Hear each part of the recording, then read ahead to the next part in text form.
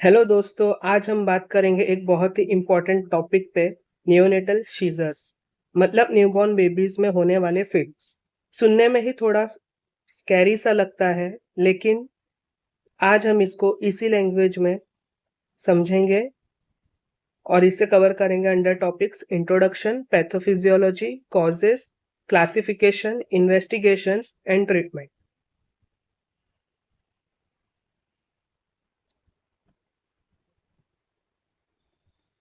तो चलिए फिर हम स्टार्ट करते हैं इंट्रोडक्शन से। तो सबसे पहले सीजर्स होते क्या है। बेसिकली जब एक लार्ज ग्रुप ऑफ न्यूरॉन्स एक साथ शॉर्ट सर्किट कर दे, मतलब एकदम से एक साथ डिस्चार्ज कर दे, तो जो इवेंट होता है उसे हम सीजर कहते हैं। न्यूबॉर्न बेबीज में सीजर्स सबसे कॉमन न्यूरोलॉजिकल इमरजेंसी होती है। मतलब अगर बेबी में कोई न्यूरो प्रॉब्लम होगा तो सबसे पहले यही दिखेगा। और अब हम पढ़ेंगे कि इसका रीजन क्या है, क्यों होता है, why neonatal age has the highest incidence of seizures in life. तो इसका रीजन ये है ना कि brain is immature and therefore more prone. तो मतलब ब्रेन इमेच्योर, इसका मतलब क्या होता है कि थोड़ा न्यूरॉन्स जो है वो ओवर एक्साइटेड होते हैं। तो इसका रीजन क्या है, तो सबसे पहला रीजन ये है कि जो माइलिनेशन का प्रोसेस है ना वो कंप्लीट नहीं हुआ होता है। और सेकंड रीजन ये है कि साइनेप्टोजेनेसिस है, तो अभी साइनेप्सिस बन रहे हैं और जो प्री एग्जिस्टिंग साइनेप्स है वो उतने एफिशिएंट नहीं होते जितने वो एडल्ट्स में होते हैं। और एक रीजन है जिसका है imbalance between excitatory and inhibitory neurotransmitters, वो हम आगे देखेंगे। और इन सब रीजंस की वजह से ना कि जो प्रीटर्म बेबीज होते हैं उनमें नियोनेटल सीजर्स के चांसेस सबसे ज्यादा होते हैं। ओके, तो इसमें सबसे इम्पोर्टेंट बात याद रखने वाली बात यह है कि न्यूनेटल एज में हाईएस्ट इंसिडेंस ऑफ सीजर्स होते हैं as compare to rest of the life, और प्रीटर्म बेबीज में सबसे ज्यादा चांसेस होता है। तो फ्रेंड्स, अब हम पैथोफिजियोलॉजी स्टार्ट करेंगे। तो जो पैथोफिजियोलॉजी में जो फर्स्ट टू रीजंस है ना, वो हमने इंट्रोडक्शन में इसका थोड़ा सा डिस्कस किया था। तो इसका ये है कि there is an increase in excitatory amino acids like glutamates, या फिर there is increase in inhibitory neurotransmitters like GABA। तो क्योंकि इनमें अभी बैलेंस क्रिएट नहीं हुआ है, तो अगर एक्साइटेटरी अमाइनो एसिड्स इंक्रीज हो जाते हैं या फिर इनहिबिटरी न्यूरोट्रांसमीटर्स जो है वो डिक्रीज हो जाते हैं, तो इसका रिजल्ट क्या होगा कि जो इमेच्योर न्यूरॉन्स है वो बहुत फटाफट एक्साइट होंगे, और एक्साइट होंगे मतलब डिपोलराइज होंगे, तो वो इवेंट को मैनिफेस्ट करेंगे। एक बात है ना बच्चों की गाबा जो है वो नियोनेट्स में, गाबा इन नियोनेट्स, भले वो एडल्ट्स में इनहिबिटरी है, it in neonate it acts as excitatory. ये एक टाइप के क्लोराइड चैनल डिफेक्ट की वजह से होता है। तो ये बहुत इंपॉर्टेंट पॉइंट याद रखना कि GABA in neonates it can act as excitatory too. तो क्या हो गया कि ऑलरेडी एक्साइटेटरी अमाइनो एसिड्स अगर इंक्रीज है तो भी होगा, अगर गाबा भी इंक्रीज हो जाता है ना, गाबा कम होगा तो भी होगा, बट अगर गाबा भी इंक्रीज हो जाता है, खुद सेल्फ एक्साइटेटरी है फॉर नियोनेट्स, तो और न्यूरॉन्स को डिपोलराइजेशन इंक्रीज हो जाएगी, रेट इंक्रीज हो जाएगा और वो सीजर्स में मैनिफेस्ट हो जाएगा। जो थर्ड रीजन है ना वो ये है कि ATP dependent sodium potassium pump जो होता है ना वो ढंग से काम नहीं करता। तो इसकी वजह से ये होता है कि सोडियम का इन्फ्लक्स हो जाता है और पोटेशियम का इफ्लक्स हो जाता है। और ये इसके लिए होता है ना क्योंकि अ,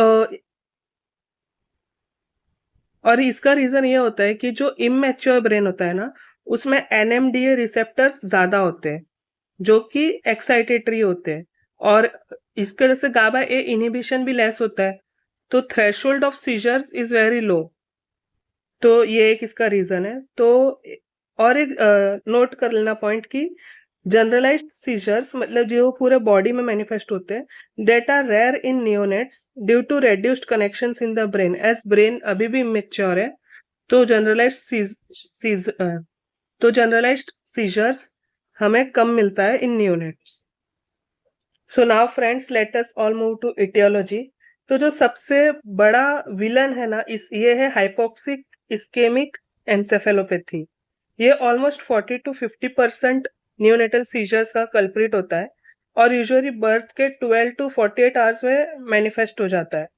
और ये ना बहुत सटल इन नेचर होता है, मतलब एक अनअवेयर पर्सन जिसको पता नहीं कि बच्चों में लाइक नियोनेट्स में सीजर्स कैसे दिखते हैं, वो उसे इग्नोर भी कर देगा। तो इट इज़ वेरी इंपॉर्टेंट कि केयरटेकर शुड नो कि बच्चों में नियोनेट्स में सीजर्स के मैनिफेस्टेशंस कैसे दिखते हैं। और ये ना 5 to 7 डेज के अंदर सेटल भी हो जाता है। It tends to subside after 5 to 7 days. और इसकी सिवियरिटी लाइक अगर रिकरेंट है तो of course we need to treat it at soon as possible. जो दूसरा कल्प्रिट है वो है इस्केमिक स्ट्रोक। इसमें यह होता है कि वो नियोनेट्स जिनमें आरबीसी काउंट ज्यादा होता है, लाइक पॉलीसाइथेमिया जिसे जो कंडीशन हम बोलते हैं, या थ्रोम्बोफिलिया होता है, तो ये उनमें देखा जाता है। ये उन नियोनेट्स में पॉसिबल जिनमें पॉलीसाइथेमिया या थ्रोम्बोफिलिया कोई अदर रिस्क फैक्टर्स ना भी हो। और ये जो इस्केमिक स्ट्रोक है ना, ये मोस्टली मिडल सेरेब्रल आर्टरी का टेरिटरी इन्वॉल्व होता है और seizures usually focal in nature होते हैं। ठीक? जो थर्ड कॉज है वो है infections which include sepsis and meningitis. जो फोर्थ रीजन है ना इटियोलॉजी का, वो ये है कि हाइपोग्लाइसीमिया, जिसमें blood glucose is less then 45 milligrams per decilitre. तो ये हमें उन यूनिट्स में सस्पेक्ट करना है जिनके मॉम को डायबिटीज था, या जो स्मॉल फॉर जेस्टेशनल एज है, या जिनको हाइपोक्सिक इस्केमिक एन्सेफेलोपैथी या कोई अदर टाइप के स्ट्रेस हुए थे। तो अगर बेबी का ग्लूकोज कम है तो ब्रेन एनर्जी लेस हो जाता है और शीजर्स आ जाता है। Prolonged hypoglycaemia permanent brain damage भी कर सकता है, यानी लो शुगर हाई टेंशन। जो नेक्स्ट रीजन है वो है हाइपोकैल्सीमिया। हाइपोकैल्सीमिया वो कंडीशन है जिसमें serum calcium is less than 7 milligrams per decilitre and ionic calcium is less than 4 milligrams. तो हाइपोकैल्सीमिया ना हमें दो टाइप में मिलता है। एक होता है अर्ली ऑनसेट और एक होता है लेट ऑनसेट। तो अर्ली ऑनसेट वो कंडीशन है जिसमें फर्स्ट 3 डेज ऑफ लाइफ में ऑनसेट आ जाता है। ये एसोसिएटेड होता है with pre maturity and birth complications के साथ। जो लेट ऑनसेट हाइपोकैल्सीमिया है वो उनके रीजंस ऐसे है कि अगर इन्फेंट को या नियोनेट को हमने हाई फॉस्फेट मिल्क फीड कर दी, या नियोनेट का बर्थ वेट बहुत ज्यादा very low birth weight neonate है, तो ऐसे नियोनेट्स में ना metabolic bone disease of prematurity start हो जाती है। तो hypocalcaemia too is one of the reasons for neonatal seizures. फिर नेक्स्ट रीजन ये है कि इंट्राक्रेनियल अगर हिमोरेज प्रेजेंट है, जो कि सब एरेक्नॉइड हो सकती है, इंट्रासेरेब्रल हो सकता है, इंट्रावेंट्रिकुलर हिमोरेज हो सकता है, तो वो भी नियोनेटल सीजर्स में मैनिफेस्ट कर जाएगा। और जो नेक्स्ट रीजन है ना, उसके लिए ज्यादा अच्छा वर्ड होगा डिसनेट्रीमिया, क्योंकि सोडियम अगर ज्यादा सीरम सोडियम अगर ज्यादा है या कम है तो दोनों तो भी प्रॉब्लम होगा। तो सीरम सोडियम ज्यादा कब बोलते हैं? जब serum sodium is more than 150 milli equivalent per litre, और कम तब बोलेंगे जब serum sodium is less than 125 milli equivalent per litre. तो इसके लिए यहाँ पे डिसनेट्रीमिया टर्म ज्यादा बेस्ट रहेगा, आप यहाँ पे नोट कर लेना। जो नेक्स्ट कॉज है ना बच्चों, वो है हाइपोमैग्नीसिमिया। हाइपोमैग्नीसिमिया वो कंडीशन है जिसमें serum magnesium is less than 1.4 milli equivalents per litre. और हाइपोमैग्नीशियमिया लाइक नियोनेट्स में बस हाइपोमैग्नीसिमिया होने का जैसे शीजर्स हो, ये बहुत रेयर होता है, बट हो भी सकता है। मोस्टली क्या होता है ना कि hypomagnesaemia often occurs with hypocalcaemia and it should be considered in neonates with hypocalcaemia, क्योंकि अगर हम एक हाइपोकैल्सीमिक नियोनेटल शीजर को ट्रीट कर रहे हैं बट फिर भी शीजर्स कंटिन्यू हो रहे हैं, तो हो सकता है वो हाइपोमैग्नीसिमिया की वजह से हो। और जब तक हम हाइपोमैग्नीसिमिया करेक्ट नहीं करेंगे तो वो बच्चों को शीजर्स आते जाएंगे। जो दूसरे अलग रीजन है वो है इनबॉर्न एरर्स ऑफ मेटाबॉलिज्म। ये एक सेपरेट टॉपिक है, तो फिलहाल यहाँ पे बस ये इतना याद रख लो कि इनबॉर्न एरर ऑफ मेटाबॉलिज्म भी एक रीजन है नियोनेटल सीजर्स मैनिफेस्ट होने का। Other causes of neonatal seizures में CNS malformations, maternal substance abuse, familial history और कर्निक्टरस जैसे रीजंस होते हैं। तो अभी फ्रेंड्स हम क्लासिफिकेशन की तरफ बढ़ते हैं। तो अभी फ्रेंड्स हम क्लासिफिकेशन स्टार्ट करते हैं। तो क्लासिफिकेशन स्टार्ट करने से पहले हमारे पास थोड़े पॉइंट्स है, जैसे कि generalised seizures are rare in neonates, ये हमने पहले डिस्कस कर लिया क्योंकि ब्रेन स्टिल इमेच्योर है। और नियोनेट्स में क्या होता है ना कि एनी अनयूजुअल रिपीटेटिव या स्टीरियोटिपिक मूवमेंट हमें मिल रही है, तो हमें सबसे इंपॉर्टेंट डायग्नोसिस सीजर भी रखना है, क्योंकि नियोनेट्स में सीजर्स बड़ों के जैसे इतने एविडेंट नहीं होते, टोनिक क्लोनिक सब इतना नहीं होता, मोस्टली सटल सीजर्स होते हैं बच्चों में। और जब एक नियोनेट में सीजर का एपिसोड हो रहा है ना, तो उस एपनिया भी एक मैनिफेस्टेशन होता है। तो ये एक बहुत इंपॉर्टेंट पॉइंट है।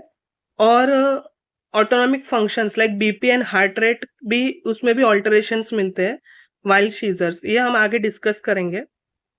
तो now go towards types of seizures. तो जो टाइप्स है ना, उसमें एक है सटल सीजर्स, ये मोस्ट कॉमन टाइप होता है और ये अराइज होता है from basal ganglia due to diminished cortical inhibition. तो जैसे अगर हम एंटी एपिलेप्टिक ड्रग यूज भी करेंगे ना, तो वो इतना इफेक्ट नहीं करेगा क्योंकि वो कॉर्टिकल एक्टिविटी को सप्रेस करते हैं। और ये जो सटल सीजर्स है ना, वो बेसल गैंग्लिया गैंग्लिया से जनरेट हो रहे हैं। तो इसके वजह से एंटी एपिलेप्टिक ड्रग्स इसको ठीक नहीं कर सकते। इसके जो साइंस होते हैं ना, ये हमें बच्चों में 4 टाइप्स ऑफ साइंस मिलते हैं। एक होता है ऑक्यूलर, फिर ओरल बक्कल लिंगुअल, फिर एक लिम्ब मूवमेंट्स मिलता है और सिस्टमिक साइंस मिलते हैं। तो जो ऑक्यूलर साइंस है ना, उसमें maybe baby is continuously staring at some point, या वो एक्सेसिव ब्लिंकिंग करने लग रहा है, या फिर उसे निस्टेगमस प्रेजेंट है। जो oral buccal and lingual sign है ना, उसमें मे बी बच्चू बार बार सकिंग साइंस करेगा या लिप स्मैकिंग करेगा। अभी नियोनेट्स च्यूइंग तो नहीं कर सकता, तो वो आप कट कर देना। लिम्ब मूवमेंट्स जो है ना, उसमें बच्चा पैडलिंग करता हुआ ऐसा एक्शन दिखेगा, या स्विमिंग। ये बहुत ये मूवमेंट्स मेंशन करने के टाइम पे ना बहुत ज़्यादा लिबर्टी ले ली गई, बट एक्चुअल में आप इतने मूवमेंट्स को ना अप्रिशिएट नहीं कर पाओगे बच्चों में जब उन्हें सटल सीजर्स होते हैं। बहुत बार बच्चों की बस एक हाथ में रैंडम रैपिड मूवमेंट्स है, कम एम्पलीट्यूड के होते हैं बट रैपिड होते हैं, या फिर एक पैर में ही हो रहे हैं, ऐसा होता है। तो फिर भी अगर लिखना है एग्जाम में, तो हमें यही लिखना पड़ेगा कि स्विमिंग पेडलिंग जैसे साइंसेस मिलते हैं।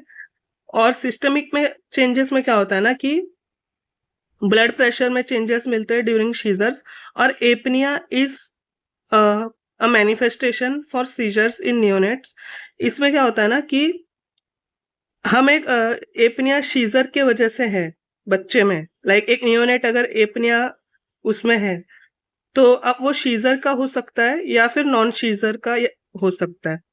तो अगर शीजर वाला होगा ना, तो उसमें हमें बच्चों में टैकीकार्डिया मिलेगा, और नॉन शीजर का होगा ना, तो उसमें हमें ब्रेडिकार्डिया मिलेगा। यहाँ पे यही लिखा है कि अगर टैकीकार्डिया है शीजर के क्लिनिकल साइंस के साथ, तो वो एक शीजर का एपनिया है। बट ब्रेडिकार्डिया है और सीजर्स के साइन एब्सेंट है, तो वो एक नॉन एपिलेप्टिक एपनिया है, जो कि सेप्सिस और उस दूसरे कंडीशंस में मिलता है। जो सटल सीजर्स की इटियोलॉजी है ना, वो है कि वो इमेच्योर ब्रेन में मिलती है और हाइपोक्सिक इस्केमिक एनसेफेलोपैथी में भी मिलती है। ईईजी इसका इतना खास नहीं होता, मतलब ईईजी में फाइंडिंग्स इतनी नहीं इसकी कंफर्म हो पाती है। प्रोग्नोसिस इसका मोस्टली अच्छा होता है। जो नेक्स्ट टाइप का सीजर्स है वो है क्लोनिक सीजर्स। इसमें ना क्या होता है कि ये यूजुअली फोकल होते हैं, ये मल्टीफोकल भी हो सकते हैं, लाइक 2 हाथ में आ रहे हैं या एक हाथ एक पैर में या दोनों पैर में आ रहे हैं। बट यूजुअली एक लिम्ब की इन्वॉल्वमेंट होती है इसमें, जरूरी नहीं लिम्ब भी हो। और इस सीजर के फीचर से होते हैं ना कि रिदमिक जर्क्स मिलते हैं हमें, जिसकी फ्रीक्वेंसी 1 to 4 पर सेकेंड है।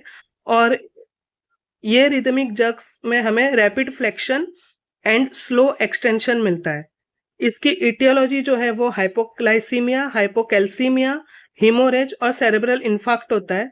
ईईजी में इतने इसके फाइंडिंग्स कंफर्म नहीं होते, बट प्रोग्नोसिस इसका अच्छा होता है। जो दूसरा है वो है टोनिक सीजर्स। इसमें क्या होता है ना, देयर इज सस्टेन्ड फ्लेक्शन या एक्सटेंशन ऑफ लिम्स और ट्रंक। तो एक अगर बस ये लाइन से अगर हम एक बात याद करें ना, अगर सस्टेन्ड फ्लेक्शन या एक्सटेंशन होगा ना, तो देर आर हाई चांसेस कि ना बच्चों में डिसेरेब्रेटेड डिकॉर्टिकेट पोस्चरिंग हमें मिल सकती है। और ये फिर भी रेयर होता है कि डिसेरेब्रेट डिकॉर्टिकेट पोस्चरिंग, ये मतलब बहुत सीवियर केसेस में मिलता है। आई और हेड डिविएशन के चांसेस ज़्यादा होते हैं। और इसकी इटियोलॉजी ये है कि there is severe cortical dysfunction. EEG में हमें ना मल्टीफोकल एंड जनरलाइज्ड डिप्रेशन मिलता है, और इसकी प्रोग्नोसिस पुअर होती है। जो नेक्स्ट टाइप का सीजर्स है वो है मायोक्लोनिक सीजर्स। ये रैपिड आइसोलेटेड जर्क्स होते हैं, मतलब ये this are not rhythmic, this are बस रैपिड एंड आइसोलेटेड। इसके साइंस में हमें जनरलाइज साइंस भी मिल सकते हैं, मल्टीफोकल भी मिल सकते हैं, या फोकल भी मिल सकते हैं। बट इसका एक जो अलग डिफरेंशिएटिंग फैक्टर वो है, ये है कि जो क्लोनिक कॉम्प्लेक्स है ना, उसमें स्लो रिटर्न फेज नहीं मिलता हमें। जो क्लोनिक वाला कॉम्प्लेक्स है इस सीजर में, उसमें हमें स्लो रिटर्न फेज नहीं मिलता। और इसकी इटियोलॉजी स्पाइनल कॉर्ड या फिर ब्रेन स्टेम या कॉर्टिकल इंजुरी होती है। ईईजी में हमें burst suppression plus focal sharp waves मिलते हैं, और इसकी भी प्रोग्नोसिस पुअर होती है। एक बात जो गौर करने वाली है वो ये है ना कि नियोनेट्स में ना हमें पोस्ट इक्टल फेज नहीं मिलता। जैसे हमें एडल्ट्स में मिलता है पोस्ट इक्टल फेज, नियोनेट्स में हमें पोस्ट इक्टल फेज नहीं मिलता है। तो वो एक बात आप नोट कर लेना। तो गाइस, आपने वो सुना होगा जैसे हर एक फ्रेंड जरूरी होता है, वैसे ही हर एक जर की मूवमेंट सीजर नहीं होता है। इसका मतलब ये है ना कि there are conditions which mimic seizures, और इसमें से एक है जिटरीनेस। जिटरीनेस वो कंडीशन है ना जब बेबी को सिमेट्रिकल रैपिड ट्रेमर्स हैंड्स या पैर में होते हैं, और ये स्टिमुलस सेंसिटिव होते हैं। मतलब it may be initiated by sudden movement या नॉइज। और इसका क्या होता है ना, अगर आप बेबी के लिम्ब को पकड़ लो या जो एक्सट्रीमिटी में हो रहा है वो, और या फिर बेबी को रिपोजिशनिंग कर देंगे ना बेबी का, तो ये स्टॉप हो जाती है, जो कि सीजर्स में ऐसा नहीं होता है। तो जिटरीनेस का यही है कि अगर बेबी को होल्ड करने पे या वो रिपोजिशन करने पे स्टॉप हो जाती है, तो डेट इज जिटरीनेस। इसमें there is no associated eye movements, and EEG भी नॉर्मल होती है। और जो दूसरा कंडीशन है जो सीजर्स को मिमिक कर सकता है वो है बिनाइन स्लीप मायोक्लोनस। इसमें ना बेबी को बायलैटरल रेपिटेटिव सिंक्रोनस मूवमेंट्स मिलते हैं बेबी में, जो सिर्फ सोते वक्त होते हैं। एनआरईएम जो स्लीप का स्टेज होता है, ये बस उस टाइम पे मिलते हैं। और जैसे ही अगर आप बच्चों को उठा देंगे ना, तो ये डिमिनिश हो जाते हैं, और नॉर्मली ये 2 to 3 मंथ में सबसाइड हो जाते हैं। और ये अपर लिम या लोअर लिम दोनों में मैनिफेस्ट हो सकते हैं। ईईजी इस कंडीशन में नॉर्मल आती है।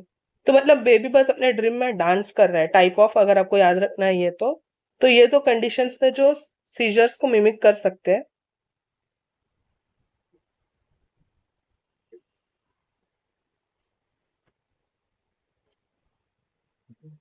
तो फ्रेंड्स, अब हम इन्वेस्टिगेशंस की तरफ जाएंगे।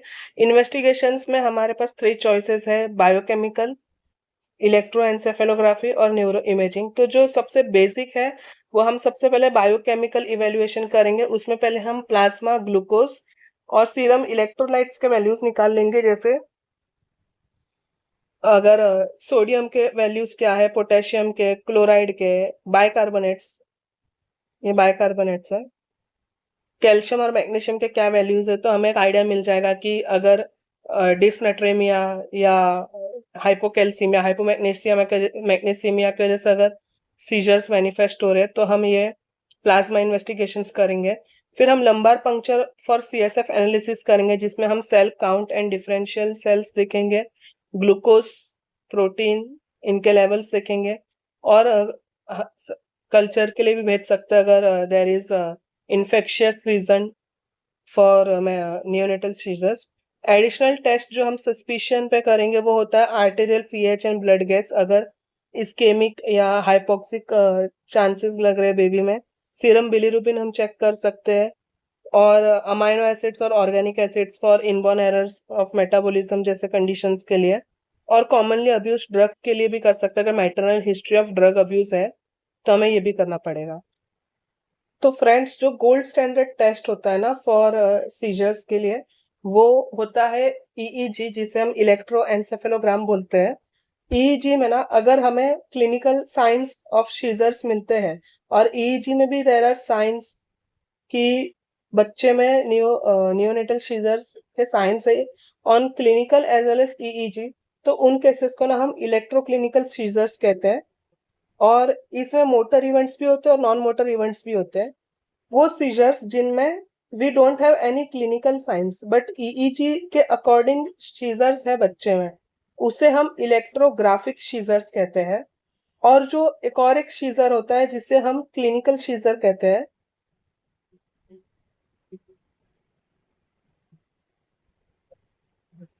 और एक टाइप का जो सीजर होता है ना वो क्लिनिकल होता है, जिसे हम क्लिनिकल सीजर्स कहते हैं। इसमें सिर्फ क्लिनिकल साइंस मिलते हैं बट ईईजी फाइंडिंग्स नहीं मिलती है। और अगर एक ऐसा बेबी है जिसमें हम कौन सा सीजर्स है वो अनसर्टन है, तो उस बेबी का हम ईईजी अवेक, लाइक जब वो जागा है तब भी करेंगे और जब बेबी सोया है तब करेंगे, उन दोनों कंडीशंस में करेंगे। ये हमें monitor help, it is helpful for monitoring treatment response.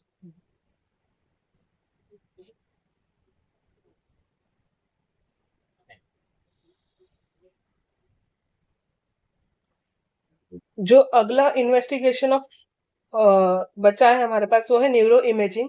इसमें we have cranial CT scan या फिर क्रेनियल अल्ट्रासोनोग्राफी और डिफ्यूजन वेटेड एमआरआई। तो जो क्रेनियल सीटी स्कैन है ना वो इंट्राक्रेनियल ब्लीडिंग को देखता है, और अगर कोई ब्रेन की मालफॉर्मेशन से तब देख वो डिटेक्ट कर सकता है, तो ये हम उन कंडीशंस में रिकमेंड करते हैं। क्रेनियल अल्ट्रासोनोग्राफी जो है ना वो इंट्रावेंट्रिकुलर ब्लीडिंग को देखता है बट ये सब एरेकोनॉइड ब्लीडिंग को नहीं देख सकता। इसके लिए हम उन चिल्ड्रंस में प्रीफर करते हैं जो बहुत ज्यादा बीमार है, जिन्हें हम रेडियोलॉजी लैब में नहीं ले जा सकते। ये for bed side use cranial ultrasonography use होता है। और थर्ड ऑप्शन हमारे पास है डिफ्यूजन वेटेड एमआरआई। इसमें इस्केमिक टिश्यूज डिटेक्ट होते हैं। ये यूजुअली सेकेंड डे पे करते हैं, आफ्टर 2 दिन के बाद आफ्टर सेकेंड डे करते हैं टू असेस पेरेन्काइमल डैमेज। तो फ्रेंड्स, अभी हम लास्ट जो ट्रीटमेंट मोडालिटी है उस पे जाएंगे। ट्रीटमेंट मोडालिटी में ना सबसे पहले तो हमें एक्यूरेट आइडेंटिफिकेशन करना है कि इन्फेंट को कौन से एपिलेप्टिक सीजर्स आ रहे हैं और ईजी फाइंडिंग्स उसके क्या है। और है ना कि WHO रिकमेंड करता है कि हमें सभी clinical as well as electrographic seizures को ट्रीट करना है, और goal of therapy should be कि इलेक्ट्रिकल सीजर एक्टिविटी को हमें एलिमिनेट करना है। Why goal of therapy should be elimination of electrical seizure activity, इसके लिए है क्योंकि repeated seizures should be stopped as they may induce secondary brain injury. तो सेकेंडरी ब्रेन इंजुरी हमें नहीं होना देना है, इसके लिए we need to prevent electrical seizure, further electrical seizure activity. तो जो रोड मैप है नियोनेटल सीजर्स का वो कुछ ऐसा है कि first we have to identify and characterise the episode as true seizure. फिर हमें बेबी की TABC चेक करनी है, लाइक बेबी को स्टेबलाइज करना। और TABC का फुल फॉर्म यह है T for temperature, A for airway, B for breathing and C for circulation. जब बेबी में हमने सीजर कंफर्म कर लिया और स्टेबलाइज करके TABC भी इंश्योर कर लिया, फिर हमें IV लाइन सिक्योर करनी है और बेबी का blood glucose and calcium levels check करना है, क्योंकि बच्चों में ना हाइपोकैल्सीमिया और हाइपोग्लाइसीमिया दोनों रीजन की वजह से ही नियोनेटल सीजर्स हो सकते हैं। तो कोई भी ड्रग देने से पहले first we have to check their glucose and calcium levels. अगर glucose is less than 40 milligrams per decilitre ना, तो हम एक ग्लूकोज का 10% डेक्सट्रोज का बोलस देंगे, जिसका डोज हम 2 ml पर kg के हिसाब से देंगे। उसके बाद हम continuous glucose infusion rate at 6 milligrams per KG per minute के हिसाब से देंगे। अगर ये देने के बाद हमें कोई रिस्पॉन्स नहीं मिलता है या फिर बेबी में ग्लूकोज पहले भी बराबर था और कम था और हमने ग्लूकोज दिया, तो अब ग्लूकोज नॉर्मल हो गया बट फिर भी कोई रिस्पॉन्स नहीं मिल रहा है, तो अब हम फिनोबार्बिटोन देंगे। तो अब हम फिनोबार्बिटोन देंगे, आईवी फिनोबार्बिटोन, जिसकी loading dose 20 milligram per kg over a period of 20 minutes होगी। फ्रेंड्स याद रखना, IV phenobarbitone is the first line drug of choice for neonatal seizures, और इसका dose 20 milligram per kg for a period of 20 minute होगा। अगर इसके बाद भी सीजर्स कंटिन्यू कर रहे हैं तो हम रिपीट आईवी फिनोबार्बिटोन की डोज देंगे। बट एक यहाँ पे पॉइंट ये है ना कि फिनोबार्बिटोन का dose should not exceed total loading dose as well as maintenance dose, it should not exceed 40 milligrams per KG, क्योंकि उसके बाद हमें ना बेबी में एडीआर भी मिल सकते हैं। तो इसके लिए फिनोबार्बिटोन का डोज हमें 40 मिलीग्राम पर केजी तक लिमिट करना है। अगर इसके बाद भी अगर फिनोबार्बिटोन से सीजर्स सेटल हो गए, सीजर्स हमें नहीं दिख रहे बेबी में, तो हम ईईजी से कंफर्म कर लेंगे और फिर हम मेंटेनेंस डोज स्टार्ट करेंगे जो 3 to 5 milligram per KG per day के हिसाब से होगी, डिवाइडेड इन 2 डोजेस।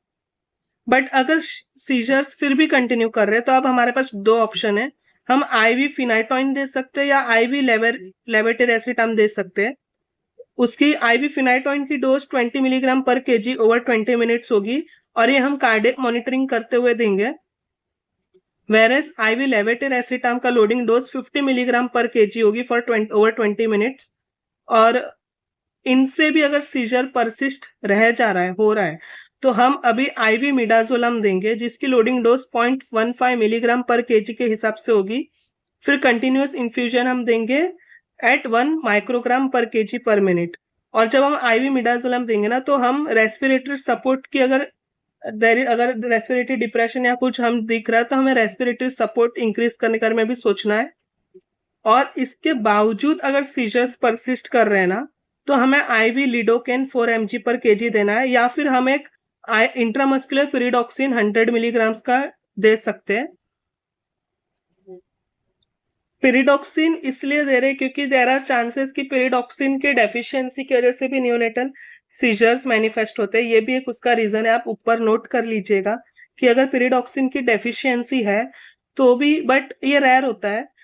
और अगर एक बच्चे में पिरिडॉक्सिन की डेफिशिएंसी थी और उसके साथ सीजर्स आ रहे थे और अब हमने उसे पिरिडॉक्सिन करेक्शन दिया है, तो वो बहुत रैपिडली मतलब उसके कंडीशन में इम्प्रूवमेंट आती है। तो इसके लिए यहाँ पे इंट्रामस्कुलर पिरिडॉक्सिन भी एक ऑप्शन है।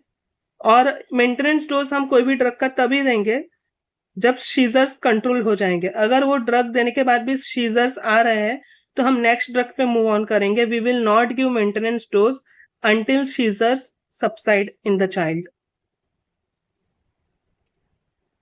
तो बस फ्रेंड्स आज के लिए इतना ही। अगर आपका कोई डाउट है तो आप कमेंट सेक्शन में पूछ सकते हैं और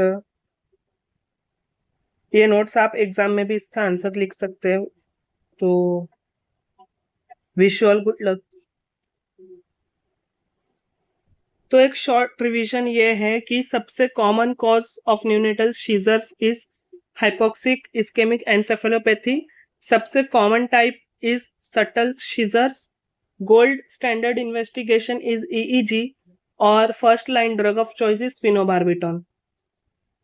और न्यूनेटल सीजर्स का मतलब हमेशा एपिलेप्सी नहीं होता, कभी कभी एक अंडरलाइन कॉज ट्रीट करो और प्रॉब्लम सॉल्व हो जाता है। तो बस फ्रेंड्स आज के लिए इतना ही। Thank you.